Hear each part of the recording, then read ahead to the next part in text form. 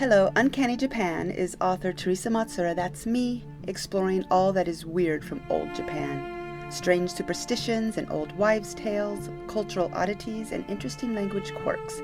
These are little treasures that I dig up when I do research for my writing, and I want to share them with you here on Uncanny Japan. I hope you like the show.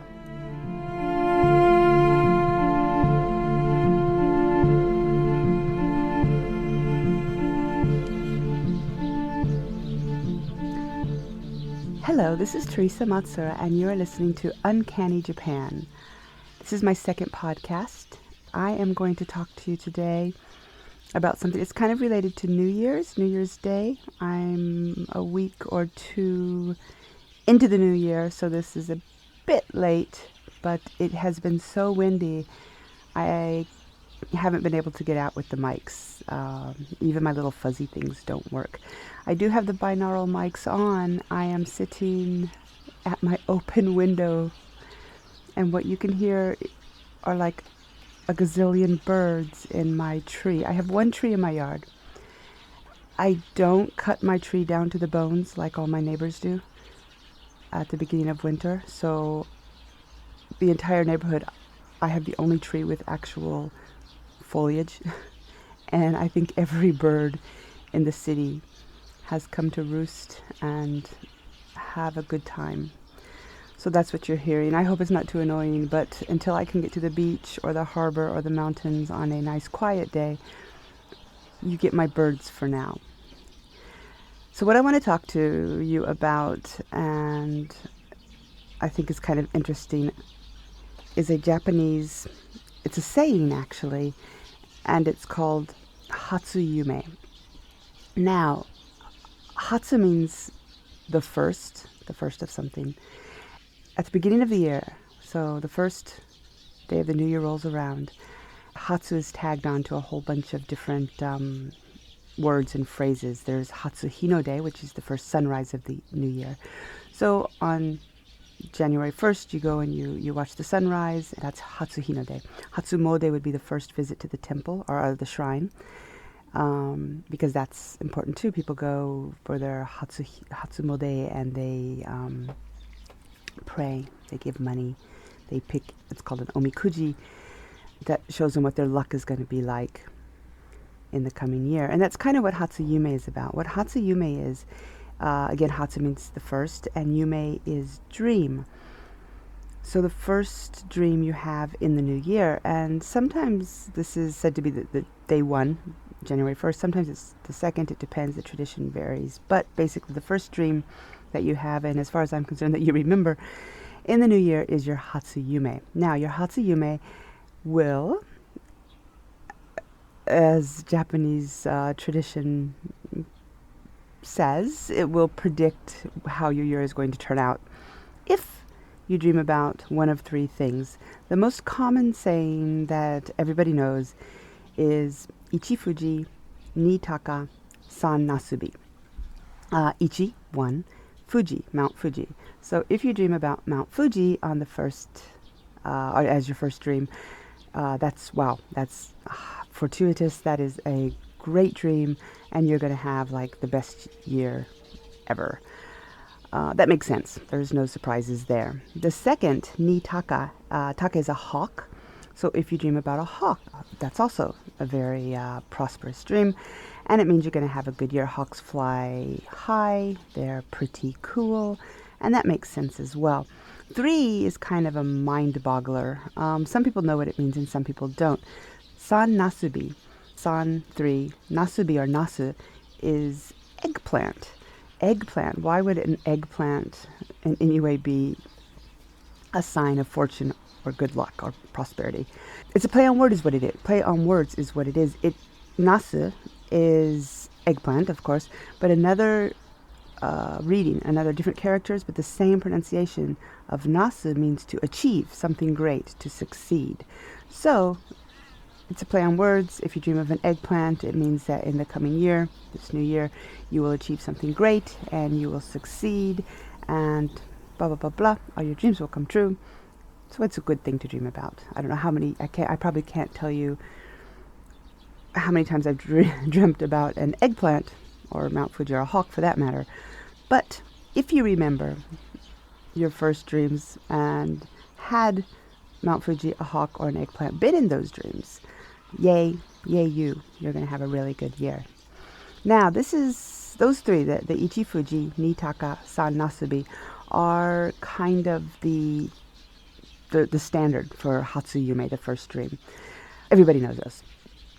But there are also another grouping of 3, 4, 5, and 6, actually, which aren't very well known, even to Japanese people. And I think these are kind of fun too. I did a bit of digging, and I came up with Yon-sen or Yon-ogi, depends on your sources, but Yon-sen, Go Tabako, and Rokuzato. Now, Yon would be 4, Sen or ogi is a fan, like one of those fold-out fans.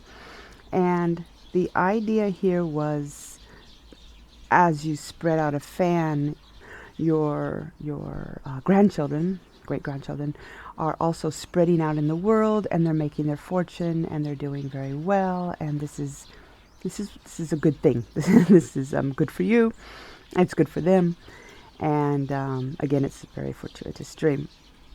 Now, go tobacco is tobacco, a cigarette, pipe, what have you. This health-wise is a little suspicious. However, again, it's like the hawk, the taka.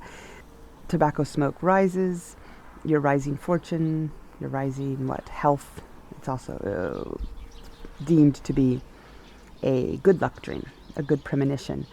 My favorite, however, is 6, Roku Zato. Now, Zato, there was a movie that came out, actually, before the movie, way back in the black and white days of TV, there was a show called Zato-ichi, which I really like. I don't like a lot of Japanese TV, but I loved Zato-ichi. Zato is a blind masseur or masseuse, an acupressurist, if you will, that would go around and travel and give massages to people for money, because when you're blind, especially in old Japan, you don't have a whole lot of skills or a whole lot of ways to make money.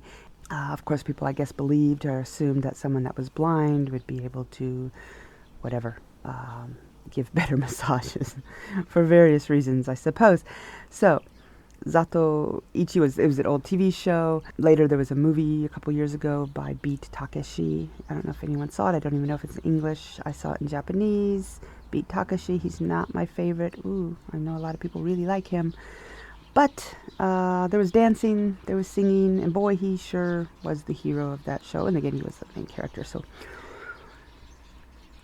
this too, why would a dream about a blind acupressurist be a fortuitous dream? And it's also a play on words.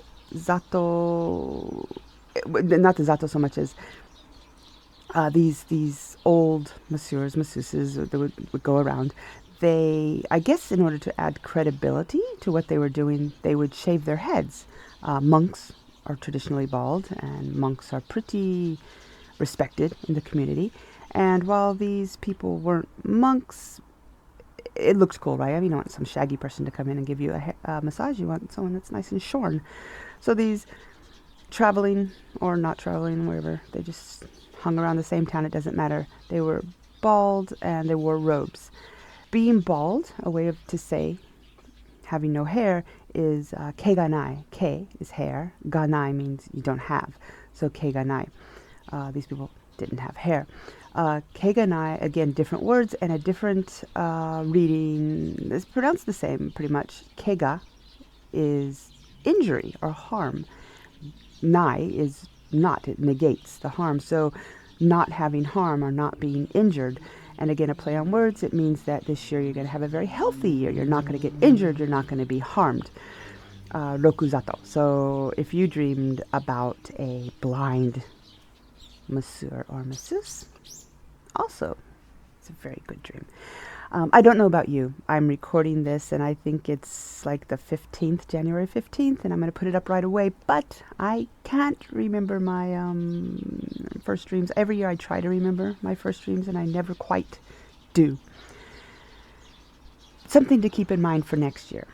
So what you want to dream about in any way possible, if you want to do this whole good luck thing, the Japanese way is ichi Fuji ni taka san nasubi. You can dream about Fuji, a hawk, an eggplant, or yonsen go tabako rokuzato. You can dream about a folding fan, some kind of tobacco or cigarette products. Or rokuzato, you can dream about a blind acupressurist.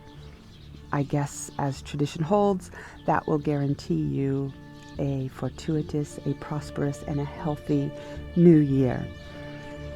And that's what I wish for everybody out there. This is my thing this year. This is what I'm going to try to do. For now, I'm going to wish you a very, very happy new year. Until we talk again, thanks for listening. Bye-bye.